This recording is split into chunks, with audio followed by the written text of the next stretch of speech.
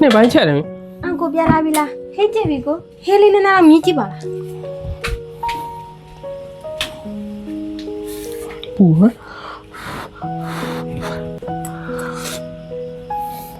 ဘာဖြစ်လို့လဲမကောင်းလို့လား ကောင်းပါလေမင်းရဲ့အလှပိုးချူတော့ဟင်းကနည်းနည်းငံသွားရထင်တယ်နောက်တစ်ခါဆိုရင်လေအချိုမဟုတ်စားမင်းရဲ့အပြုံးလေးနည်းနည်းထည့်လိုက်အဲ့ဒါဆိုရင်ကွက်တီပဲ မဲငန်ရင်လဲငန်တယ်လို့ပြောစမ်းပါကိုရဲ့အပိုးလေးရှောက်ပြီးတော့မိတိပါပြီမိပြင်လိုက်ပါမယ် ဒီကိစ္စတွေကဒဲပြောလို့မရ